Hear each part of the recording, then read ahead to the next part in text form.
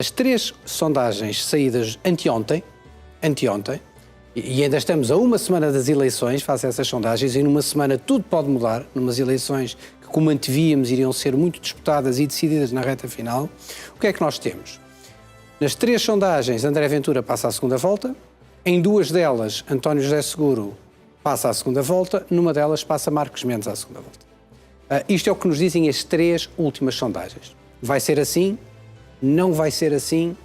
Tudo depende do que seja a vontade dos portugueses numa eleição que está tudo em aberto e aqueles em quem os portugueses decidirem sair de casa e depositar o seu voto é que vai fazer a diferença no dia da eleição. Qual é a expectativa que tem em relação àquela que poderá ser a taxa de participação no próximo domingo?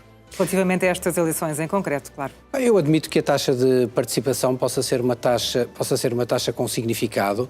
Há muitas candidaturas. É evidente que não há candidaturas que tenham esmagado do ponto de vista da sua aceitação e mobilização popular. Repare, Marisa, é só... Esperava que alguma o fizesse? Era muito difícil, dado o próprio perfil dos candidatos, porque só houve uma vez na história portuguesa, até agora, em que nós tivemos uma segunda volta nas presidenciais. Foi precisamente nas eleições de 1986, Mário Soares com Freitas do Amaral.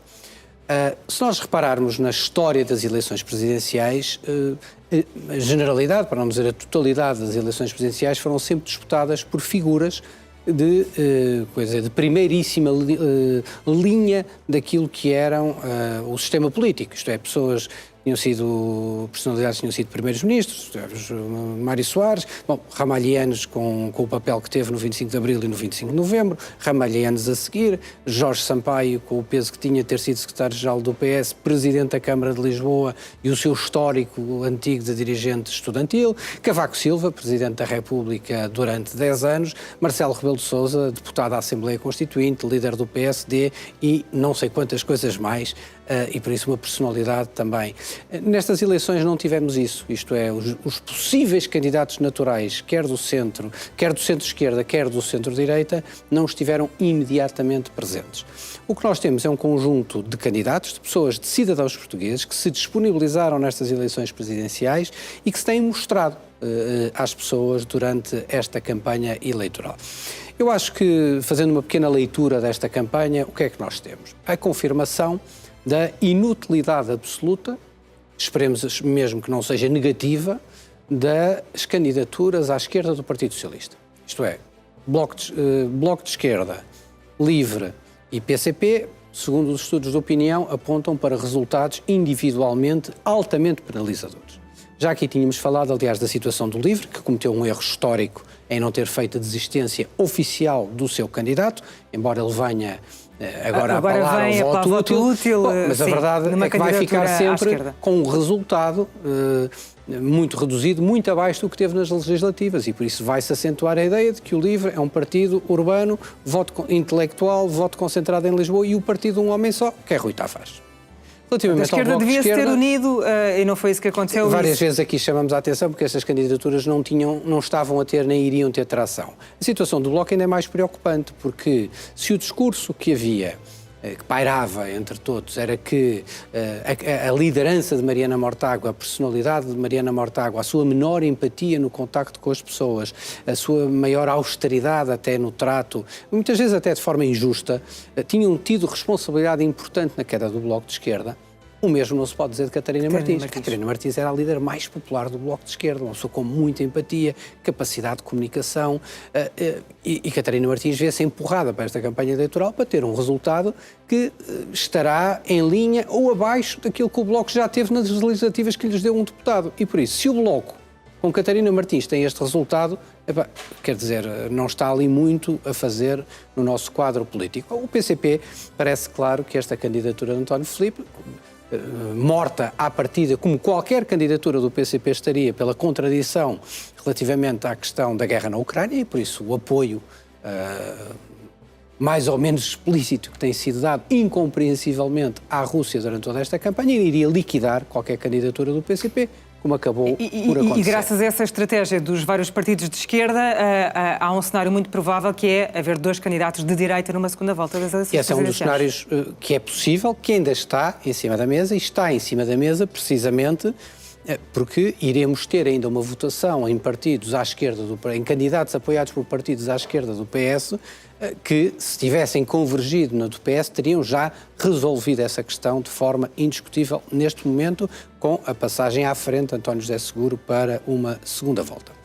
Relativamente ao PSD e do espaço do centro-direita, por isso, André Ventura, no espaço da direita, consolida a sua posição. Foi, aliás, só para isso que ele se candidatou.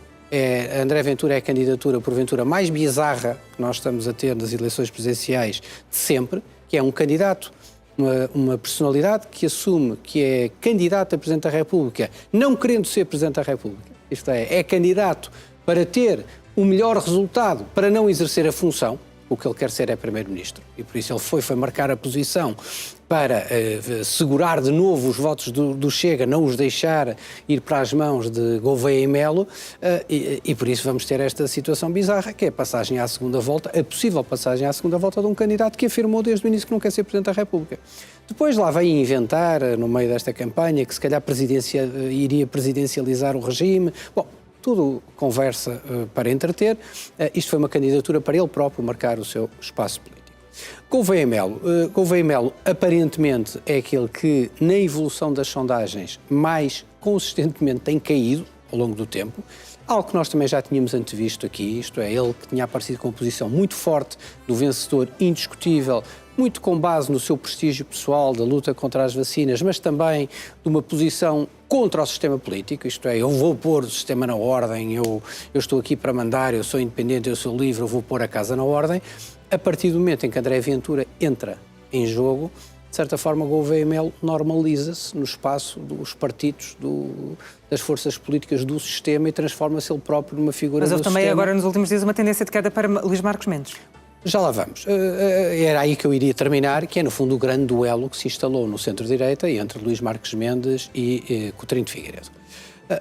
Vai ter impacto toda esta polémica que tem marcado esta semana de Coutinho de Figueiredo? Sim, vai ter impacto no sentido em que travou a subida de Coutinho de Figueiredo. Se terá impacto em diminuir as intenções de voto em Coutinho de Figueiredo, não consigo dizer, mas acho que travou a sua subida. E acho que Coutinho de Figueiredo só tem, aliás, mesmo de se queixar dele próprio. Porque, vejamos, o tipo de campanha de que ele está a ser alvo, de que ele diz estar a ser alvo, porque ninguém sabe a veracidade dos factos, nem nós aqui vamos especular sobre essa matéria, admitindo que era uma campanha montada, não é muito diferente daquilo que Coutinho de Figueiredo avalizou enquanto presidente da IEL que a IEL fizesse. A IEL é responsável, desde a sua criação, pelas campanhas mais sujas, mais pessoalizadas, em transformação da política portuguesa numa arena de ataques pessoais. Isto tem tudo o nome de Coutinho de Figueiredo e a assinatura da Iniciativa Liberal.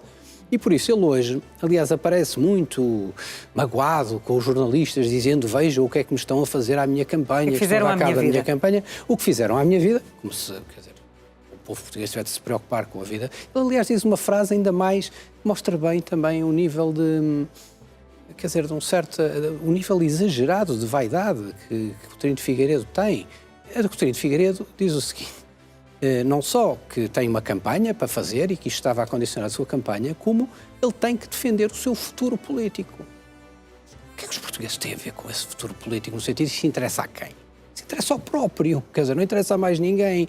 Aquela frase dele não mostra nenhuma preocupação com o país, nem de que a sua candidatura era mesmo central para o país, ou de que era... Não, a preocupação foi com ele próprio, foi com a vida dele próprio.